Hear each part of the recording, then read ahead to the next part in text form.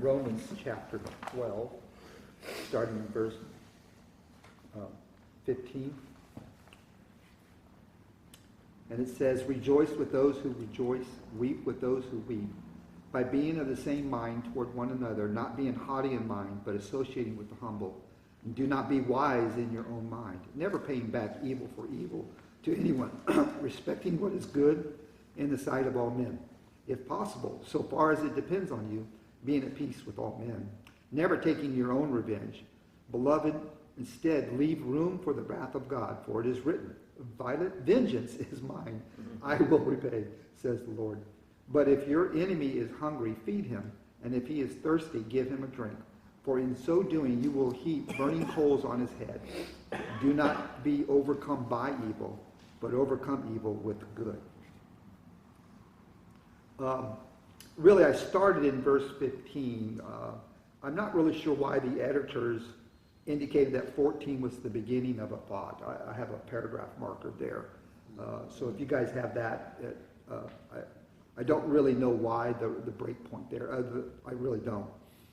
Because to me, the group from 14 through 21 is really the same continuous thought all the way from verse 9, in my opinion.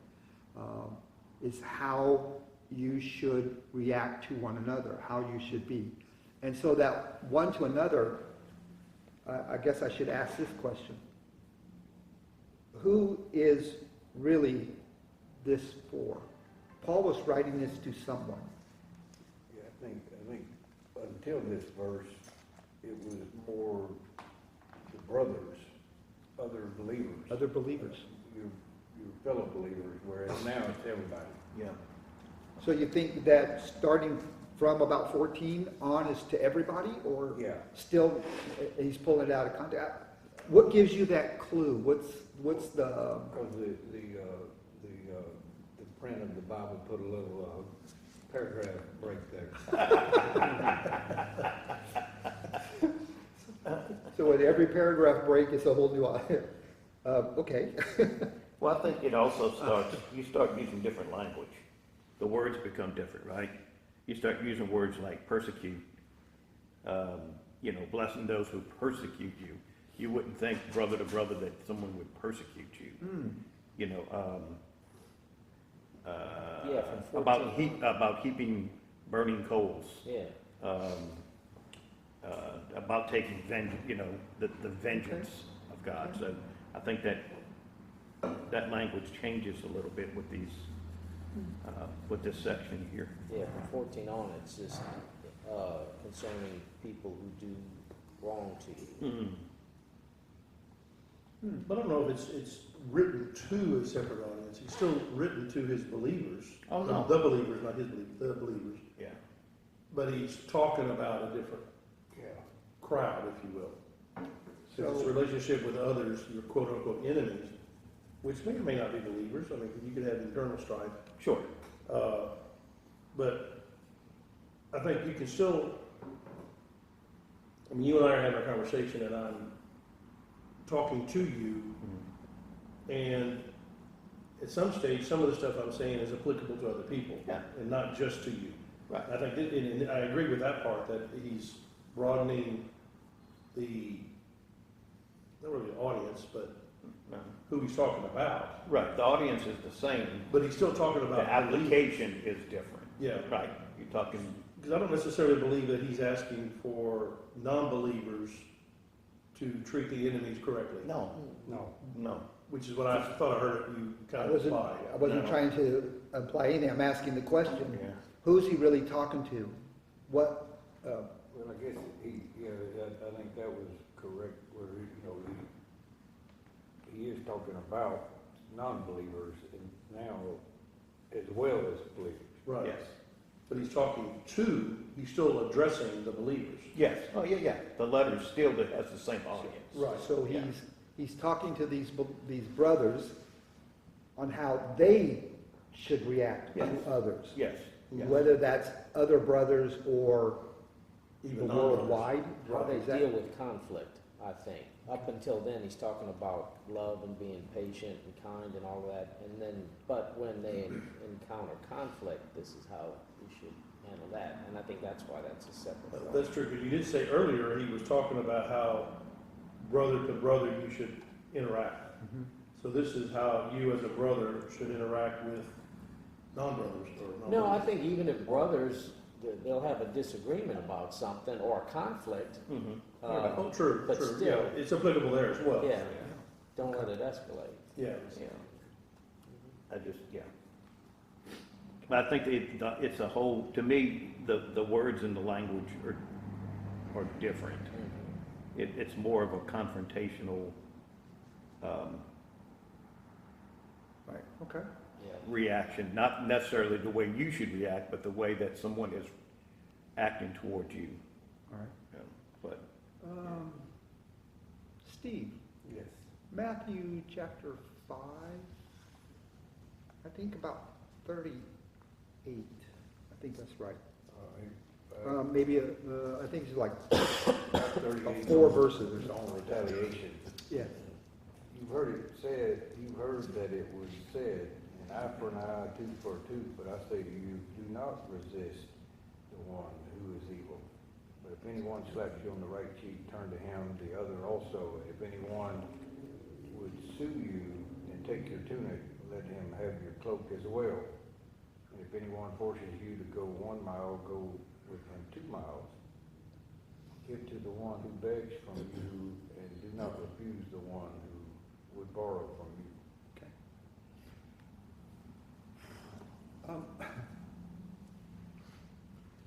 I feel like I need to have this image in my head of lighting a fuse and it's going down and I hear Mission Impossible theme music going on here. Because that sounds like Mission Impossible. yeah. When we tie Paul's words with Jesus' words and where that, how do you do that with it? Is it really true that if someone comes up to you and says, give me your money, and you give them all the cash out of your pocket, then you say, oh, and here's my ATM cards and here's my pen. Oh, as a matter of fact, why don't I help you a ride to the ATM so you can take all my money? Is that really what the scriptures are trying to say here? It sounds like it. It's like, whoa. And to what point did that become, or the problem is, it may be my view, that it goes from to the ridiculous, to the, I guess one example of it, contrasting with the ridiculous, was like in either First or Second Thessalonians. Paul knew there were some people slouching and not being responsible and taking and working. So he was harsh. He said, look, if you don't work, you don't eat. He said, you need to be responsible. So, Right. so that'd be one example of it going to the ridiculous, where Yeah. people just coasting and saying, well, I'm gonna let you take care of it. yeah, but I think we see a lot of that in scripture, right? I mean, Jesus says, don't be anxious for anything. Is that really possible? Is it possible for us not to be anxious about anything? And yet that's what he calls us to do, right? And I think in Matthew, you know, the call is to look outside of ourselves. You know, is to look to who are we and what is our purpose in life? What are we called to do? We're called to be disciples and representatives of who he is. So that's the way that we should act. Our motive should always be looking out for the betterment of other people, right? And I think that's what those scriptures kind of point towards, is not taking vengeance, but, you know, looking out for the other person. I think Paul sums it up where Matthew didn't. In 21, he says, don't be overcome by evil, but overcome Yeah, evil with exactly. good. Yeah. Two images come to mind with me. I remember Eric Pizer, I don't know if anybody you know him, I apologize, but he was the bully when I was in the 6th, 7th grade. Eric. Yeah, every school has a bully, you know, and I remember him forcing me to do stuff that I didn't want to do. And so to be nice to him was, being civil is different than being nice, you know. I would be civil because I didn't want to get beat up, you know, it wasn't a type thing. But then on the other hand, when you think of two kids that are just starting to push, two brothers especially, you know, brothers can be, they push, and they push, and he pushes him back, and then he pushes him back, and then he pushes him down, and then he pushes him down. Next thing you know, they're just wailing away at each other. And someone's gotta be the, I hate to use the word adult, to say, hey, that's enough. And I think that's kind of what, I can understand this comment, or what he just read about, you know, that Jesus is when there's two brothers fighting. I don't mean brothers in the Christian, but I mean, when something has just escalated, that someone has to say, hey, let's, yes, you got the last blow in, but I'm backing away. As opposed to the bully guy. Because if you have two people going, it will escalate, you know, tit for tat, and the next thing you know, you've got World War III or whatever. So someone has to pull back and say, yeah, that's enough. So I understand from that standpoint, but like you're saying, the ATM thing, I've always had trouble reconciling that. Matt, were you about to say something? I mean, you've got your fingers in multiple places. I'm trying to. Okay. Let me go back to Matthew 5. At the very beginning it says, you have heard it said. It should be a clue word, by the way, phrase, every time you hear that phrasing, that of what's going on. So that phrasing and those ideas about tooth for tooth and eye for eye were written for and during the time of Judges. And they were guidelines. I want to be very careful about using my word guidelines, but they were guidelines for the judges on how to apply justice. And so it was from a court system kind of idea on how to resolve matters. It wasn't individual to individual, it was individual judge to individual. Okay? And so they had guidelines for the judge to make those. How are you going to compensate for the wrong that was done? That we have now agreed wrong was done. How are we going to compensate? Well, we're just going to balance it out, eye for an eye, tooth for tooth.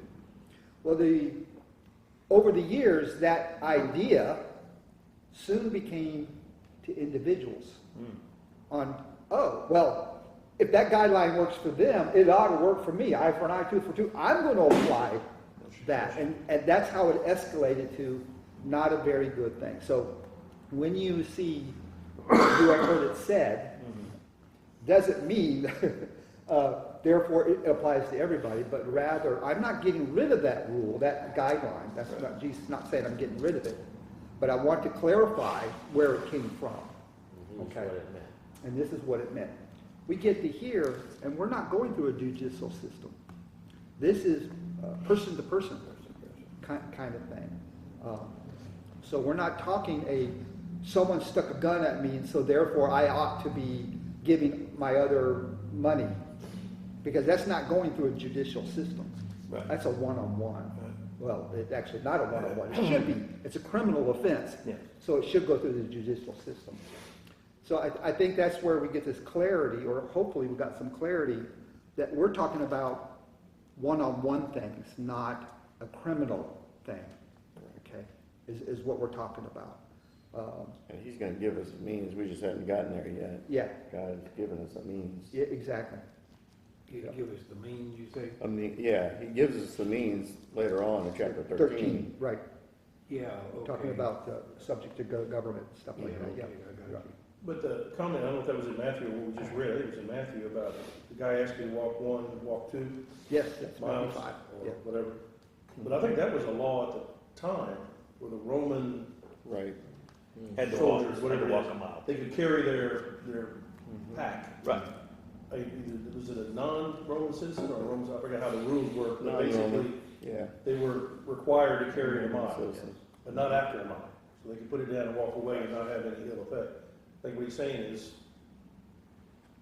keep going. Mhm. So that makes a little more sense in that context. Right, because that's a government Yeah, rule. right, Yeah, right. they're going beyond, yeah, okay. So, all that to lay this foundation out. Did I just lose up all the time? No, okay. With that, so now we get to, I still think Mission Impossible. But here we go.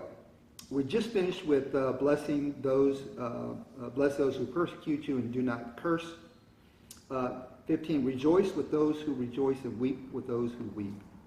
What is he trying to say here? Empathy? Oh, that's good. I hadn't thought about the word empathy. Or, you know, it struck me that instead of being envious of somebody that's having something good, rejoice with them.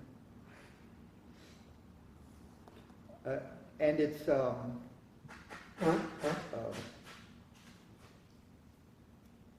is it more than just, gee, I'm glad that you got that thing. You know, I rejoice you got the job. That kind of stuff. Is it more than that? And why I'm asking that question is because it ties weeping with rejoicing. I mean, there's this good stuff and bad stuff at the same time. And I don't think it's meant to be two separate, independent things, but rather be, you're rejoicing because you're involved in that person's life, as much as you're weeping because you're involved in that person's life. So it's that, don't be a fair-weathered friend. I think that's kind of where this is at. But also get close enough to them where you do have that empathy Right. for them, as opposed Exactly. to just somebody over there, or he's in a different tribe, different culture. So I don't. Yeah. That's what verse 10 says, be devoted to one another. Yes. Right, so that's a lot, means being nice to each other. That's Yeah. actually being interested in what is going on in someone else's life. And having empathy for them and what they're going through. You know, trying to reach out in a deeper level than just saying, yeah. And to me, empathy is more than just a surface thing. Oh, yeah, absolutely. That's It's, what I think. I'm getting in your bubble, so to speak. Yeah. So when you heard, I heard, et cetera, et cetera. Mhm. It's not I feel sorry for you, you know, and then go on about my business. It's that I'm in it close enough to where I'm hurting you too. What can I do to help? Or Right. vice versa. I'm not envious of your whatever situation.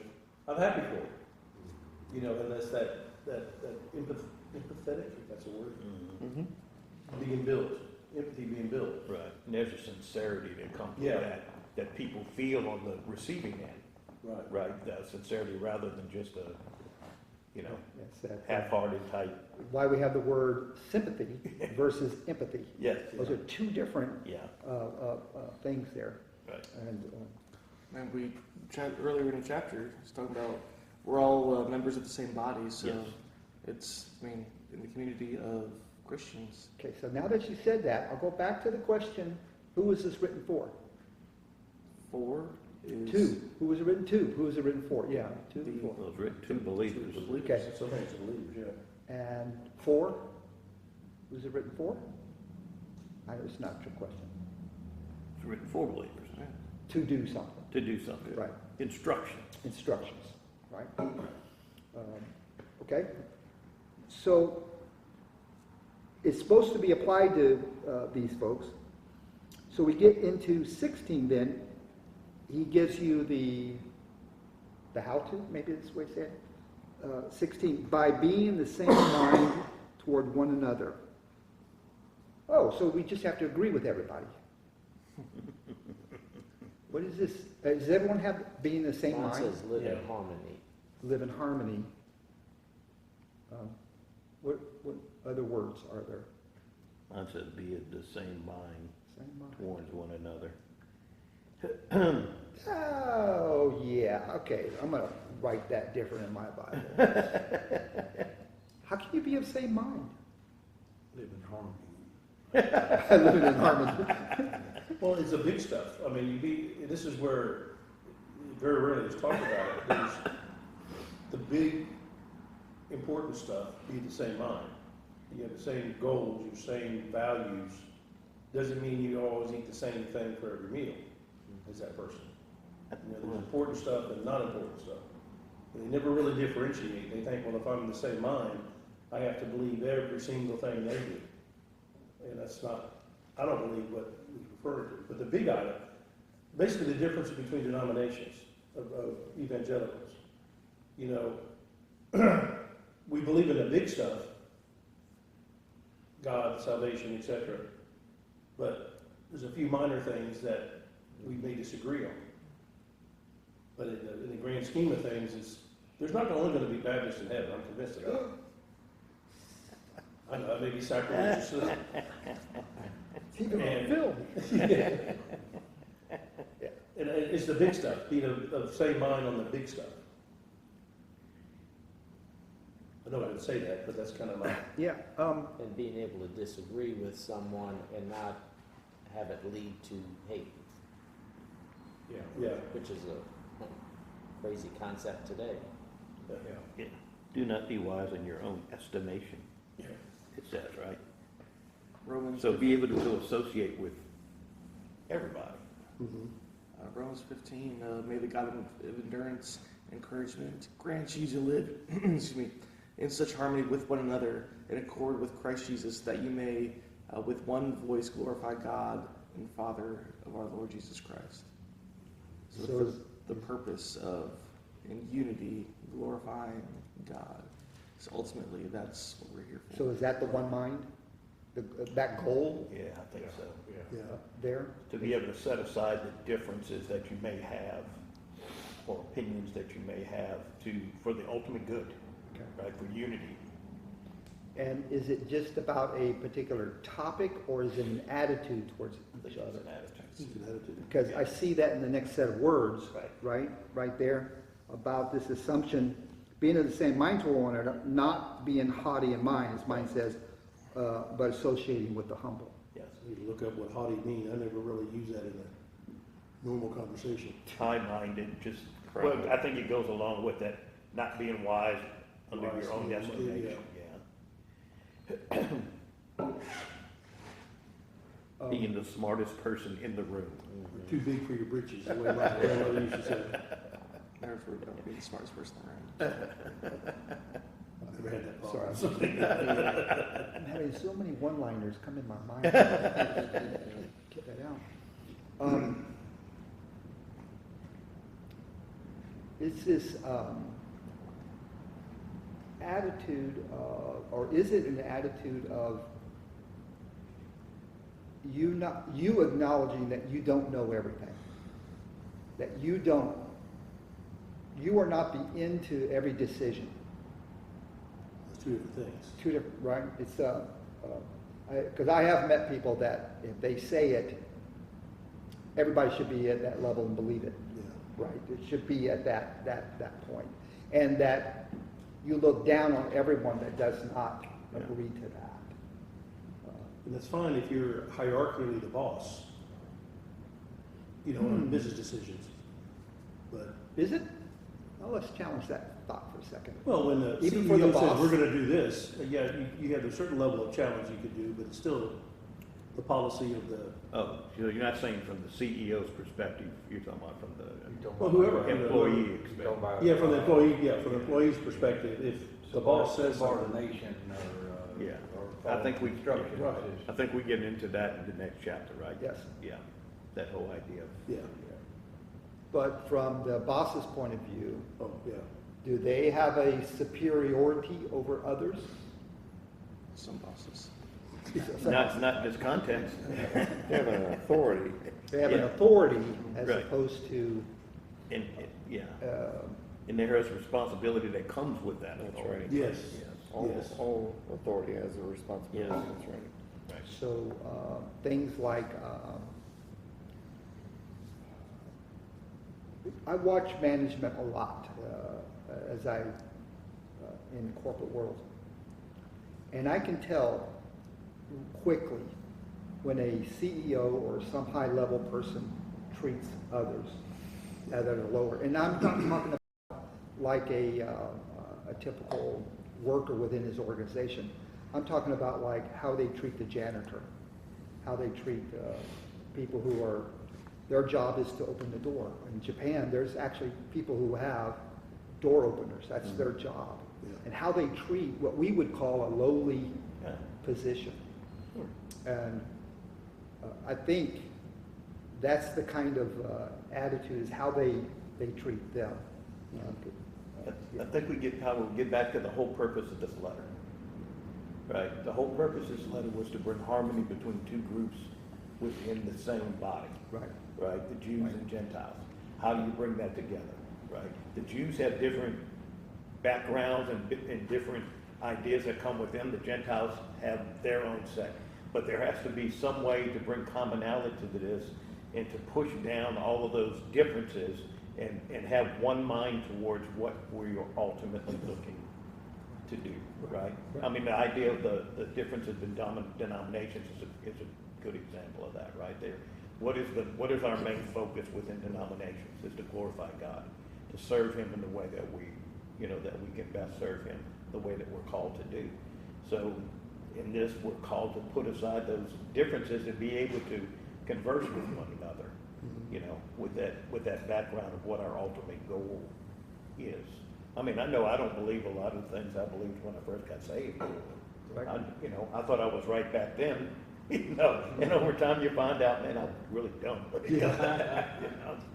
But And I think that's specifically what he's Yeah, trying to get at, absolutely. is that, anyone who's honest with themselves can look back 5 years and say, man, I was an idiot, I was totally wrong right, there. And just, even the CEO needs to recognize, hey, this is what I believe, but I might be full of canal water. I ought to at least consider the opinions of other people Yeah. Yeah. on topics. and have an attitude of Yes, being open to receive yeah. from And, people. and not an attitude of, I'm God, I know Right, everything. I know everything.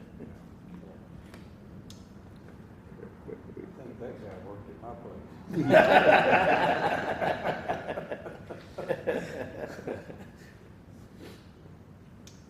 The last phrasing of 16, mine has, do not be wise in your own mind. So I should be wise in Exactly what we're talking about, yeah. yeah. I should be wise in someone else's mind. Well, yeah, in theory, yeah. Yeah. It should see that. Right. I know you said it, It's- excuse me, in well, joke, but I mean, but- in a way, It's the question of standards. Where's your standard of being wise? Is it, well, I'm wise because I say so? yeah. Right, Or am I wise because God has stated that way in His Word? yeah. That kind of. Or being understanding, well, I'm wise, everybody else, if I'm wise, then everybody else is not wise. Exactly. Right? Yeah. So it's that, I hold all the wisdom in that certain area that we're discussing. Exactly. And I wonder, is Paul also trying to level set these people? Don't forget, people, there's a God who is above you. Absolutely. Yeah. Okay? I know it's easy to leave God out of the formula, but hey guys, He is the formula, right? That is there. I think that's where He's trying to throw that caution and level set them. 17. Do we have time to get into 17? Let's not. Let's stop here because I got 1 minute. Yeah, that's a big statement there. Yes, it is. Okay, any other thoughts on 16, 15, 16? What was that here? Mark that here. Nope. Okay, then let's, what are you guys praying for?